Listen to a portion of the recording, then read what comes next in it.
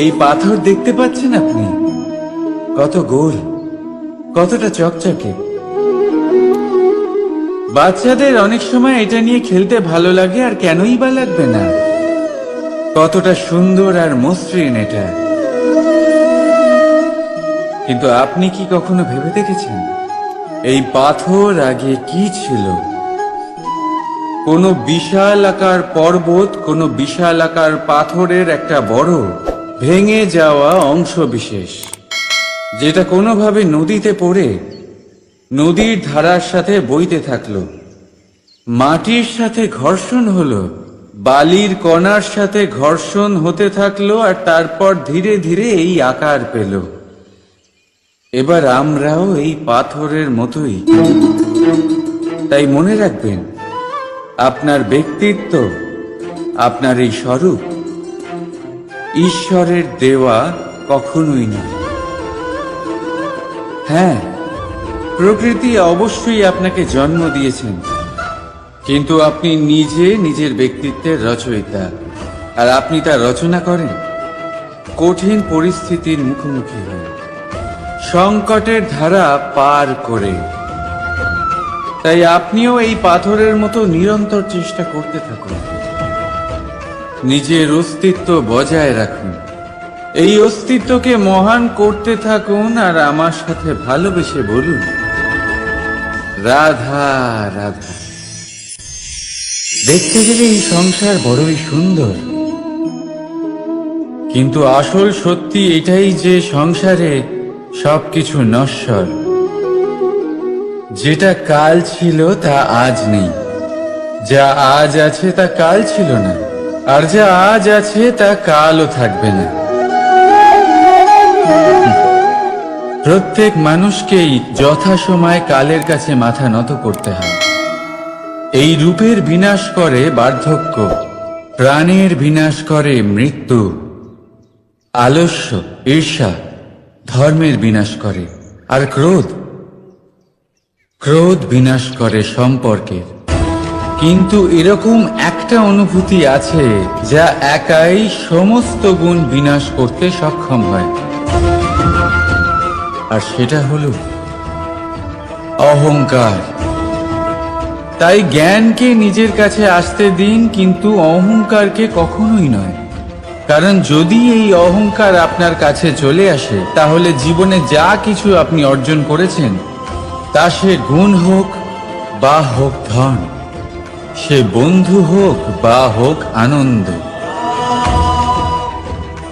সবকিছু শেষ হয়ে যাবে। রাধা রাধা। বর্ষাকালে যখন ভয়ানক বৃষ্টি হয়, তীব্র গতিতে যখন হাওয়া চলে, তখন আপনি নিশ্চয়ই দেখেছেন যে পাখিরা, যাদের বাসা মাঝে মাঝে ভেঙে পড়ে, নষ্ট হয়ে যায়। কিন্তু আপনি কি কখনো সেই পাখিদের বিলাপ করতে দেখেছেন? কখনো নয়। যখনই সেই বৃষ্টি থেমে যায়, তারা আবার একটু একটু করে খড়কুটো জোগাড় করে তাদের বাসা বানিয়ে ফেলে। নিজের সংসার সেই রকমই বানিয়ে দেয় যেমন আগে ছিল। এমন কেন? কারণ এই ঝড়ের তাণ্ডবের সাথে সেই পাখিদের কোনো বোঝাপড়া করারই নেই। তারা শুধু সেটাই করতে থাকে যেটা তাদের হাতে আছে, আর এটাই হলো সুখী জীবনের মূল মন্ত্র।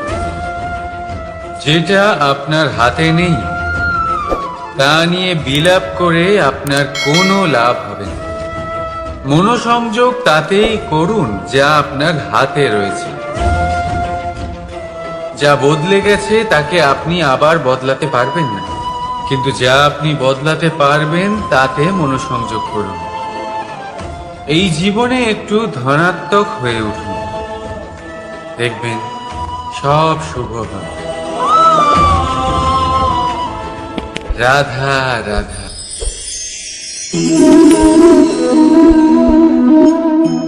ছোটবেলায় একটা জিনিস আমি কখনো বুঝে উঠতে পারিনি। আমি সবসময় আশ্চর্য হয়ে থাকতাম যে এটা কি করে সম্ভব হতে পারে। ব্যাপারটা ছিল এরকম, আমি আমাদের গোয়াল ঘরে দেখতাম ভিন্ন ভিন্ন রং রূপের গাভী। কারোর রং কালো তো কারোর রং সাদা, কেউ খয়েরি তো কারোর রং বাদামি। এবার আমি দেখতাম কারোর কারোর শিং বড় তো কারোর এত ছোট যে দেখাই যায় না। কোনো গাভী আকারে ছোট ছিল তো কেউ একটু বড়। কিন্তু যখন সেই সব গাভী দুধ দিত তখন আমি দেখতাম সেই সব দুধ সমান, রং সমান, স্বাদ সমান, গুণও সমান, আর সমান পুষ্টিও। এবার আমি এটা বুঝতে পারতাম না। আমার দৃষ্টিতে তো সমস্ত গাভী আলাদা আলাদা ছিল। আমি ভাবলাম আমি মাকে জিজ্ঞেস করি। মাকে জিজ্ঞেস করলাম। মা আমাকে বললেন, কানাই, রং রূপ পাল্টালেও গাভীদের বাস্তবিকতা তো পাল্টায় না। গাভী তো গাভীই থাকবে। এবার আমি এটা বুঝতে পারি না যে মানুষ এটা আত্মসাৎ কেন করতে পারে না। দেখুন, রং, রূপ, জাত, ধর্ম, ভাষা, এই সবের উপরে হলো মনুষ্যত্ব। আর মনুষ্যত্বের একটাই ধর্ম, আর সেটা হলো প্রেম। তাই এই প্রেম আপনি সকলের সাথে ভাগ করে নিন। প্রেমের সাথে সকলের সেবা করুন। এই মনুষ্যত্বর অমৃত চেখে দেখুন, আর আপনি বুঝে যাবেন যে আমরা কেউ আলাদা আলাদা নই, আমরা সবাই সমান। রাধা রাধা। সাগর, কত বিশাল হয় এই সাগর! কি না করতে পারে এই সাগর! এক মুহূর্তের মধ্যে সব ধ্বংস করে দিতে পারে, প্রলয় ডেকে আনতে পারে, সংসার মুছে ফেলতে পারে। এই সাগর জীবন জ্যোতি নিভিয়ে দিতে পারে। কিন্তু এই সাগর যা মেটাতে পারে না তা হলো একজন তৃষ্ণার্তের তৃষ্ণা। অন্যদিকে এই ঘোড়া, যা এতটাই ছোট যে গোপিনীরা একসঙ্গে অনেকগুলো নিয়ে চলতে পারে, কিন্তু এই ছোট ঘোড়া অনেকের তৃষ্ণা মেটাতে পারে। এবার বলুন, জল সাগরেও আছে, আবার এই ঘোড়াতেও। তাহলে পার্থক্য কোথায়? এখানে পার্থক্য হলো তাদের আচরণের মধ্যে।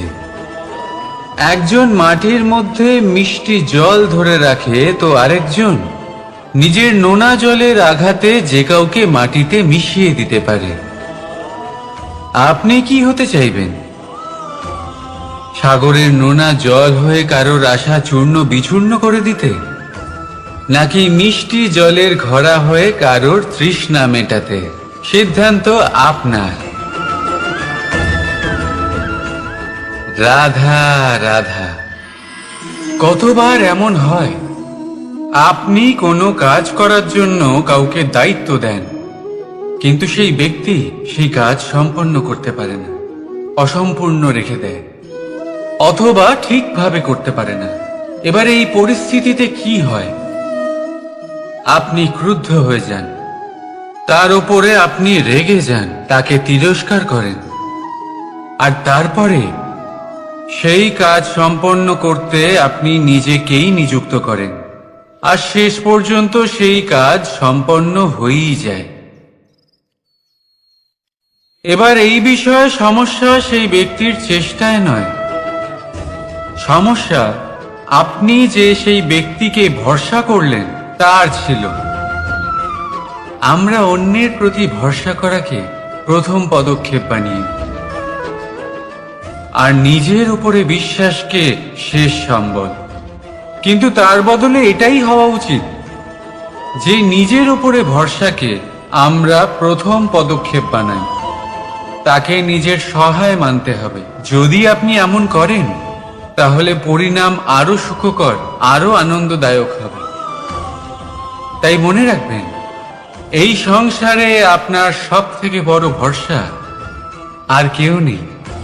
এই সংসারে আপনার সব থেকে বড় রক্ষাকর্তা আর কেউ নেই, বরং আপনি নিজেই। রাধা রাধা। আসুন আপনাকে একটা প্রশ্ন করছি, সোনা আর লোহার মধ্যে তফাৎ কি? এবার বেশিরভাগ লোকের উত্তর এটাই হবে যে সোনা বহুমূল্য। সোনার মূল্য লোহার থেকে আমাদের আরো বেশি সুন্দর দেখায়। অন্যদিকে লোহা সেই সৈনিকদের ঢাল ও তলোয়ার হয়ে তাদের রক্ষা করে, যারা আমাদের প্রাণকে রক্ষা করেন। এই সৈনিক না থাকলে আমাদের প্রাণও থাকবে না। এবারে বলুন, সোনার মূল্য বেশি হওয়াতে কি লোহার মূল্য কমে যায়? কখনোই না। ঠিক সেইভাবে এই জীবনে আপনি যতই চেষ্টা করুন, কিছু না কিছু এমন থেকে যাবে যা আপনি কখনোই পাবেন না। আর সেই কারণে নিজেকে অক্ষম মনে করা অনুচিত। হতে পারে আপনার কাছে সেই গুণ আছে যেটা সংসারে আর কারোর কাছে নেই। সেই গুণটাকে চিনুন, সেটাকে বাড়ান আর সেটাকে ব্যবহার করুন। তাই মনে রাখবেন, সংসারে প্রত্যেকটা ব্যক্তি বিশেষ হয়, আর এই সংসারে সবাই সবকিছু পায় না। নিজেই দেখে নিন, সোনাকে যে দোকানে সাজিয়ে রাখা হয়, সেই দোকানের তালা লোহা দিয়ে তৈরি হয়। রাধা রাধা। ধন খরচ করেও একটা জিনিস আমরা কিনতে পারবো না, আর তা হলো একটা মুহূর্ত। কি হলো? সত্যি সামনে এসে গেল। সত্যি হলো এটাই যে জগতে সব থেকে বেশি মূল্যবান সময়। সেই সময় যেটা আমরা এমনি নষ্ট করে দিই, অকাজে, কখনো কোনো আশাতে, কখনো শোক করে, কখনো ঘটে যাওয়া দিনের কথা ভেবে, তো কখনো ভবিষ্যতের চিন্তাতে। এই সময়ের সদ্ব্যবহার আমাদের করা উচিত। এই সময়ের সদ্ব্যবহার করে আমাদের ধন অর্জন করা উচিত, মহান কাজ করা উচিত, আমাদের ব্যক্তিত্বকে উদার করা উচিত, ভালো কাজ করা উচিত, সকলের সাথে আনন্দ ভাগ করা উচিত। যদি আমরা এই সংসার থেকে চলেও যাই, তাহলেও সময় আমাদের যেতে দেবে না। এখানেই স্থিত করে রাখবে, কারোর না কারোর জন্য প্রেরণা হয়ে, বা কারোর মুখে কৃতজ্ঞতার হাসি ফুটিয়ে। রাধা রাধা। সূর্য। এই সংসারে সব থেকে বেশি তেজস্বী এই সূর্য, সব থেকে বেশি উজ্জ্বল, সব থেকে বেশি শক্তিশালী। কিন্তু আপনি কি কখনো সূর্যোদয় দেখেছেন? এই শক্তিশালী সূর্য কিভাবে উদয় হয়? লাল রঙের আভার সাথে, সৌম্যতার সাথে, শান্তির সাথে উদয় হয়। কখনো সূর্যাস্ত দেখেছেন? সেই লাল রঙের আভা, সেই সৌম্যতা, সেই একই শান্তি। আর এটাই একজন মহান ব্যক্তিত্বের গুণ। যখন জীবনে উত্থান ঘটে, তখনও অহংকার করেন না, সৌম্যতা বজায় রাখেন। আবার যখন জীবনে ক্ষতি হয়, তখনও সৌম্যতা বজায় রাখেন। যদি আপনিও চান সূর্যের মতো আপনি সম্মান পাবেন, তাহলে সূর্যের মতন হন। যখন জীবনে আনন্দ আসে, কুশল আসে, তখন সীমা লঙ্ঘন করবেন না। যখন জীবনে দুঃখ আসে, কষ্ট আসে, বিনাশের পথে অগ্রসর হবেন না। সৌম্য থাকুন, শান্ত থাকুন, সূর্যের মতো চকচক করতে থাকুন। কারণ সব মুহূর্তের মতোই এটাও একটা মুহূর্ত। তাতে আপনি আনন্দ লাভ করুন, বা পান দুঃখ, এই মুহূর্ত অবশ্যই চলে যাবে।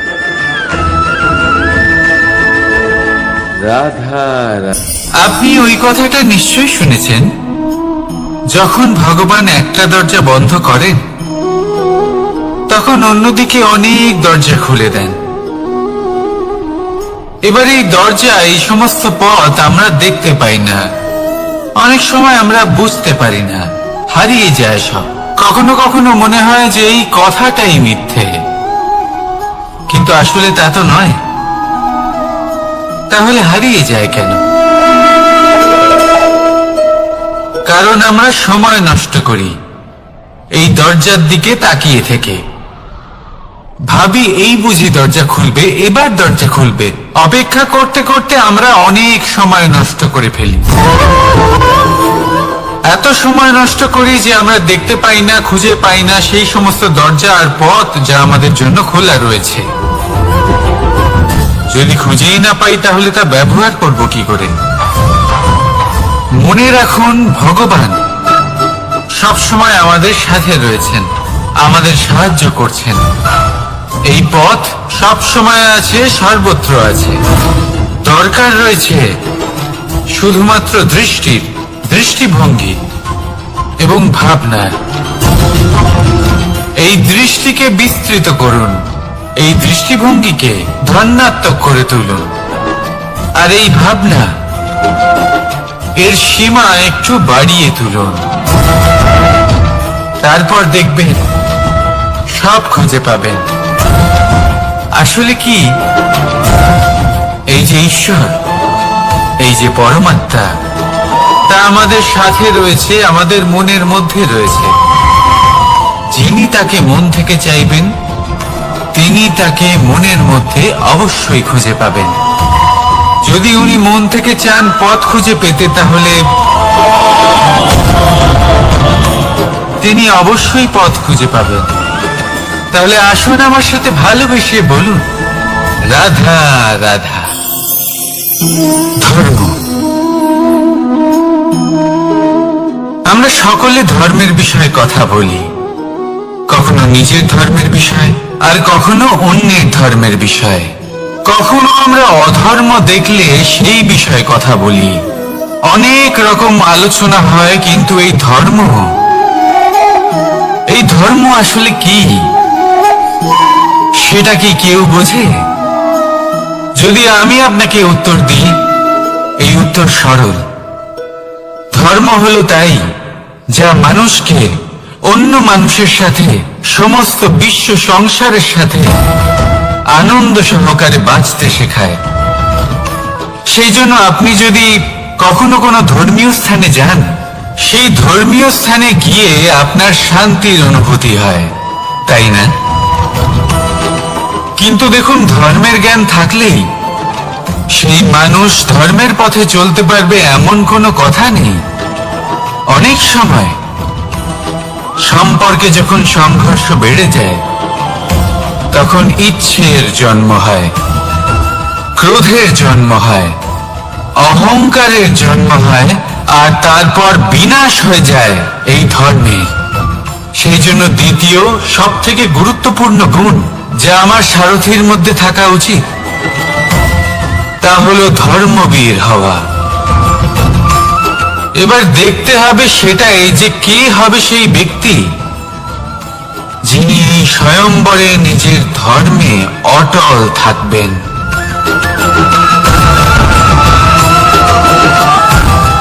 কারণ সেই ব্যক্তি এই সংসার থেকে সরে এসে ধর্মের পুনঃস্থাপনের এই মহাকার্যে আমার সারথি হতে পারবেন। তাহলে আসুন আমার সাথে ভালোবেসে বলুন, রাধা রাধা। কর্ম, ধর্ম, জ্ঞান, এই তিন স্তরে অনেক মানুষ পৌঁছতে পারেন। অনেকে এই পরীক্ষা দিয়ে তাতে উত্তীর্ণ হয়ে যেতে পারেন, কিন্তু শিখরে পৌঁছে শাসন তিনিই করতে পারেন যার কাছে এই চতুর্থ গুণটিও থাকে। সমর্পণ। অত্যন্ত গুরুত্বপূর্ণ একটা গুণ এটা। এই সমর্পণ আসলে অত্যন্ত গুরুত্বপূর্ণ। পূর্ণ সমর্পণ দরকার নিজের লক্ষ্যের প্রতি, সমর্পণ নিজের কর্তব্যের প্রতি, সমর্পণ নিজের আত্মার থেকে নির্গত স্বরের প্রতি, সমর্পণ নিজের রথের প্রতি, অর্থাৎ আমার প্রতি। এবার এই পরীক্ষায় অত্যন্ত কঠিন এক বাঁক আসতে চলেছে, যেখানে সারথীকে সমর্পণের নিরিখে পরীক্ষা করা হবে, আর তাতে উত্তীর্ণ হওয়ার পরেই তার হাতে ধর্ম স্থাপনের রথের রাশ তুলে দেওয়া হবে। দেখা যাক কি হয়। ততক্ষণ আপনি প্রসন্ন থাকুন আর আমার সাথে ভালোবেসে বলুন, রাধা রাধা। মাকড়সারা ভীষণ পরিশ্রম করে এটা তৈরি করে, নিজের শরীরের রস দিয়ে এই জাল বনে। আপনি কি এটার উদ্দেশ্য জানেন? আসলে মাকড়সা এই জালে ছোট কীটপতঙ্গ ধরে তাদেরকে খাদ্যরূপে গ্রহণ করে। কিন্তু আপনি কি এই কথা জানেন যে একদিন মাকড়সা নিজেই নিজের জালে জড়িয়ে মৃত্যুবরণ করে থাকে? বলুন, কি করেন আপনি এই জাল দেখতে পেলে? দেখতে পেলেই মুছে ফেলেন এর অস্তিত্ব, তাই না? তেমনি অন্যদিকে পাখির বাসা, পাখিরাও ভীষণ পরিশ্রম করে এটা তৈরি করে। কিন্তু যদি পাখি একদিন এটা ছেড়ে চলে যায়, তাহলেও লোকে এটা নষ্ট করে দেয় না। কারণটা কি? এর কারণ হলো এর নির্মাণ জীবন সঞ্চারের জন্য করা হয়েছিল, নষ্ট করার জন্য নয়। তাই মনে রাখবেন, জীবনে আপনার পরিশ্রম যতই বেশি হোক না কেন, যদি আপনার লক্ষ্য শুভ না হয়, তাহলে আপনারও বিনাশ নিশ্চিত। তাই সৃজন করতেই থাকুন আর মুগ্ধ হয়ে বলুন, রাধা রাধা।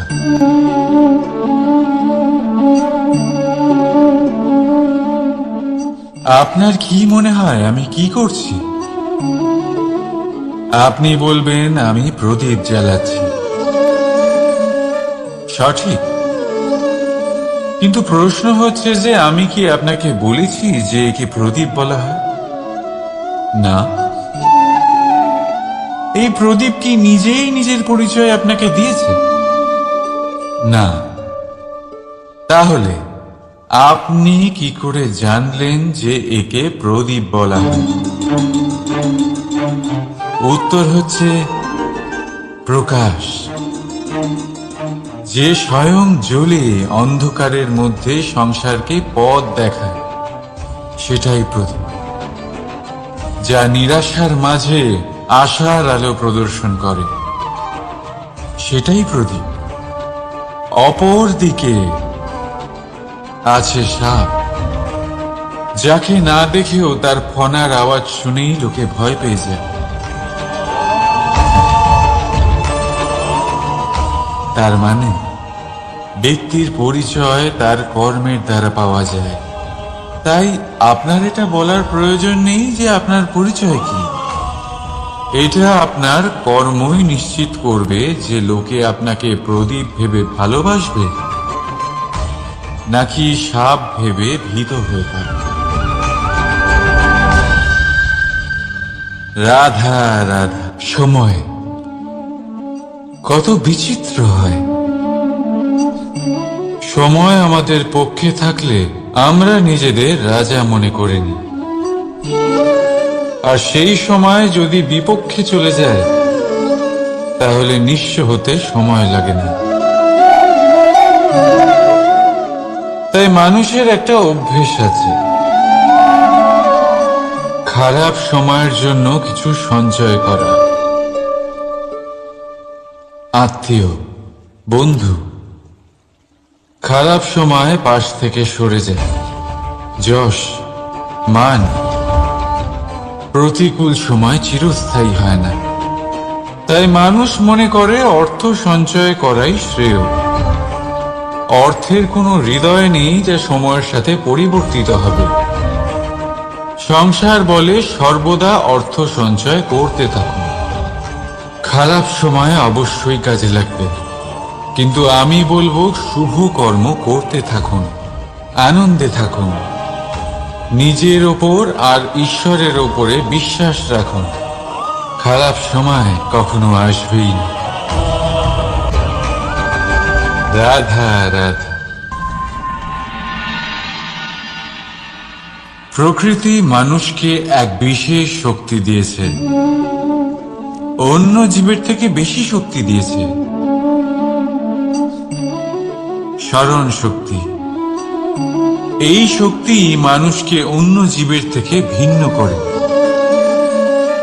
ইতিহাস রচনা করার প্রেরণা দেয়, জ্ঞানকে বংশানুক্রমে এগিয়েও নিয়ে যায়। আর যারা ভুলে যান,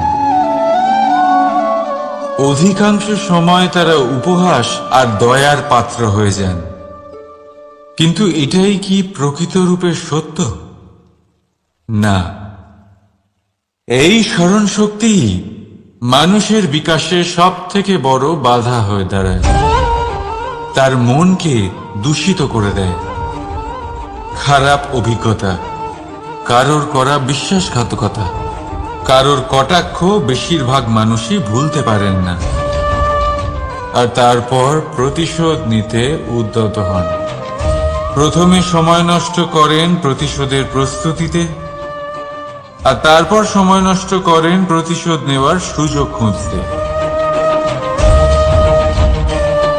যদি সন্তুষ্টি পেতে চান, যদি জীবনে আনন্দ পেতে চান, তাহলে স্মরণ শক্তির সদ্ব্যবহার করুন। নিজের স্মরণ শক্তিকে চালনা করুন শুধুমাত্র ভালো কথা আর ভালো স্মৃতির দিকে। জীবনে আনন্দ পাবে। রাধা রাধা। মানুষ নিজের পরিবারের জন্য কত কিছুই না করে, দিন রাত পরিশ্রম করতে থাকে যাতে তার পরিবারের প্রয়োজন পূরণের জন্য অর্থ রোজগার করতে পারে। কিন্তু শুধু অর্থ রোজগার করাটাই কি যথেষ্ট? আপনি বলবেন, হ্যাঁ নিশ্চয়ই, অর্থ দিয়ে সব কিছু পাওয়া যায়। বিদ্যা পাওয়া যায়, বাড়ি পাওয়া যায়, ওষুধ পাওয়া যায়, আর কত কিছুই না পাওয়া যায়। এই সব একটা পর্যায় পর্যন্ত সঠিক, কিন্তু একটু মন দিয়ে ভেবে দেখুন, যখন কোনো শিশু অসুস্থ হয়ে পড়ে, তখন সে ওই তিক্ত ওষুধ কেন খেয়ে নেয়? এই জন্য কারণ ওর পিতা সেই ওষুধ অর্থ দিয়ে কিনেছে?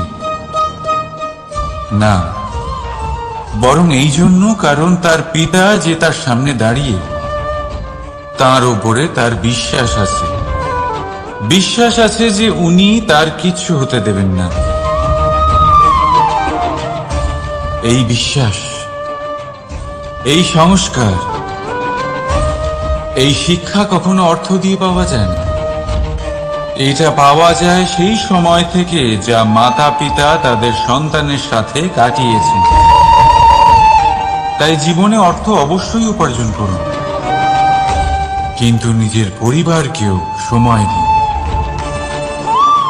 আনন্দ পাবেন।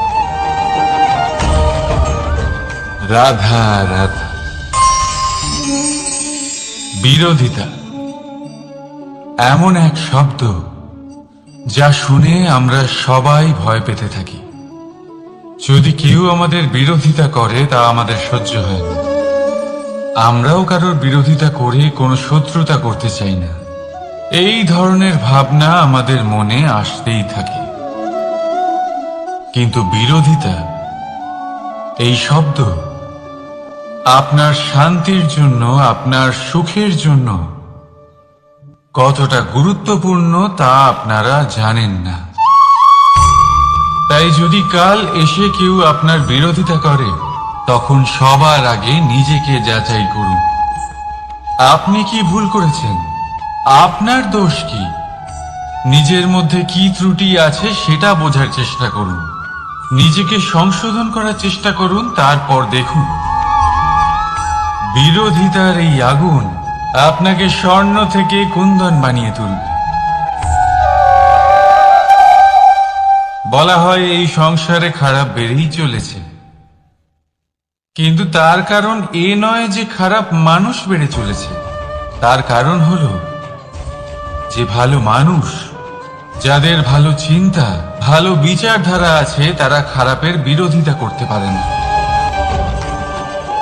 যদি আপনার সম্মুখে কোনো খারাপ কর্ম হয়, তাহলে তার বিরোধিতা করতে সংকোচ করবেন না, কারণ বিরোধিতার এই আগুন মন্দকে পিছুপা হতে অবশ্যই বাধ্য করে। রাধা রাধা।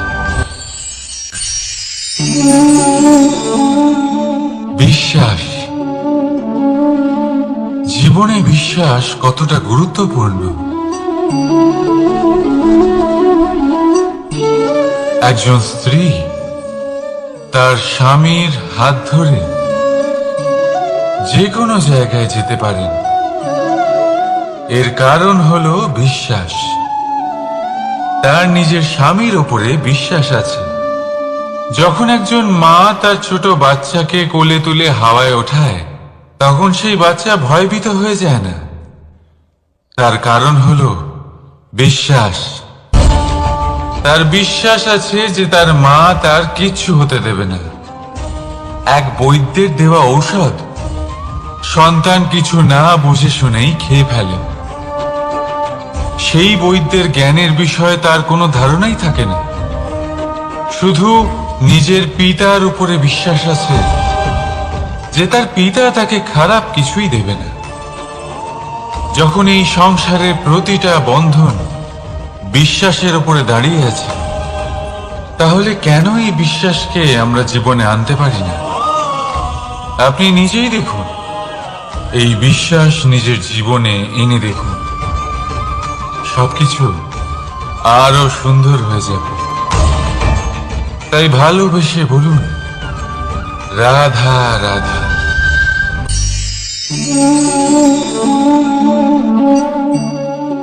অহংকার, এই শব্দটা সবাই শুনেছেন। বহু মানুষকে আপনি এটা বলতে শুনেছেন যে ওই ব্যক্তির অহংকার আছে, ওই মানুষটির ক্ষমতার অহংকার আছে, ওই ব্যক্তির নিজের রূপ নিয়ে অহংকার আছে, ওই ব্যক্তির নিজের অর্থের অহংকার আছে, ইত্যাদি ইত্যাদি। কিন্তু এই অহংকার, এর অস্তিত্ব হয় কি করে? এবারে একবার এই হাতটা দেখুন। যদি এই হাতের 5 আঙ্গুল উঠে দাঁড়ায়, আশীর্বাদ। আর যদি এই হাতের 5টা আঙ্গুল একসাথে মুঠো হয়ে যায়, শক্তি। সংকটের বিরুদ্ধে ঢাল। কিন্তু এই একটা আঙুল সংকটের কারণ হয়ে দাঁড়াতে পারে। এই একটা আঙুল শত্রুকে আহ্বান জানায়। এবার অহংকার বলে এই শব্দটাই দেখিনি। আমাদের থেকে আলাদা হয়ে গেলে হয় অহং। অহং অর্থাৎ ব্যক্তির মনে হয় যে সে আপনদের থেকে, নিজের বন্ধুদের এবং সঙ্গীদের থেকে, নিজের পরিবারের থেকে অনেক উপরে, অনেক শ্রেষ্ঠতর সে। কিন্তু মনে রাখবেন, এই অহংকার কোন ব্যক্তির অস্তিত্বের বিনাশের প্রথম ধাপ। তাই ঝেড়ে ফেলে দিন এই অহংকারকে। আর বিশ্বাস করুন আমাদের ওপর, কারণ তখনই আপনি শান্তি পাবেন। আর সেই শান্তির সাথে বলে উঠবেন, রাধা রাধা।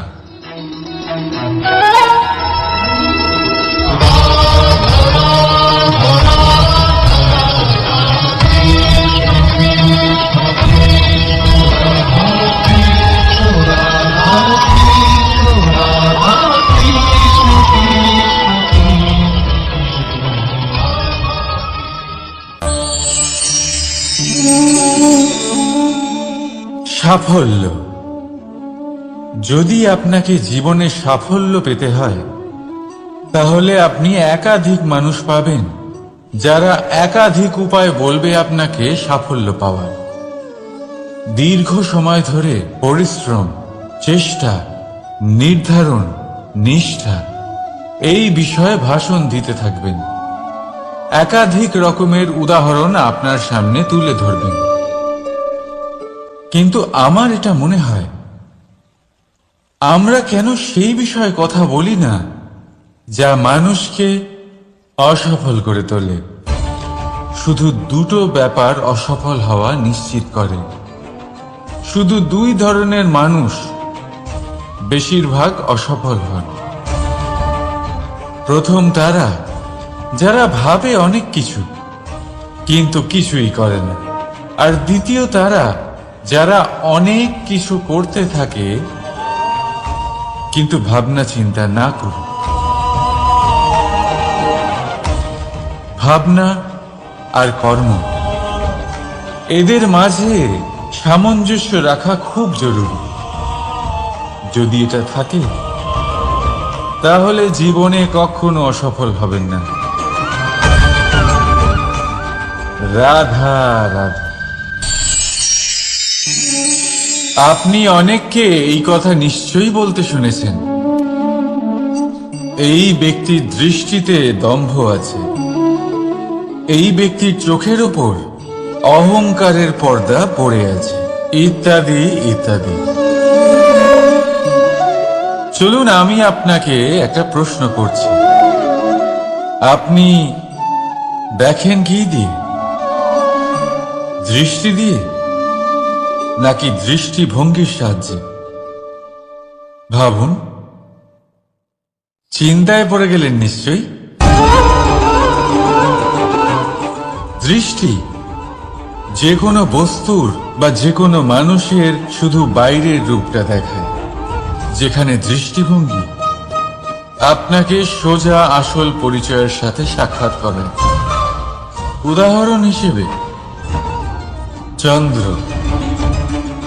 চন্দ্র আমরা সবাই দেখেছি। বহু মানুষ আছেন যাদের চন্দ্র অত্যন্ত সুন্দর লাগে, আবার কিছু মানুষ এমনও আছেন যারা এই চন্দ্রের মধ্যেই দাগ খুঁজে বার করেন। এই হলো দৃষ্টিভঙ্গি। যদি নিজের দৃষ্টিভঙ্গিতে প্রেম রাখেন, ভালোবাসা রাখেন, সম্ভ্রম রাখেন, তাহলে তার বদলে আপনিও প্রেম আর সম্মান অবশ্যই পাবেন।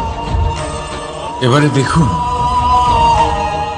যে জল দিয়ে ঈশ্বরের মূর্তি ধোয়া হয় তাকে চরণামৃত বলা হয়। এটার কারণ দৃষ্টিভঙ্গি। এখন আপনি পাথরকে ভগবান ভেবে পুজো করবেন, নাকি ভগবানকে পাথর ভেবে পরিত্যাগ করবেন? সিদ্ধান্ত আপনার, কিন্তু এই সিদ্ধান্ত নির্ভর করে আপনার দৃষ্টিভঙ্গির ওপর। তাই নিজের দৃষ্টিভঙ্গি শুভ রাখুন, নিজের দৃষ্টিভঙ্গিতে ভালোবাসা রাখুন, আর আনন্দে বলুন, রাধা রাধা।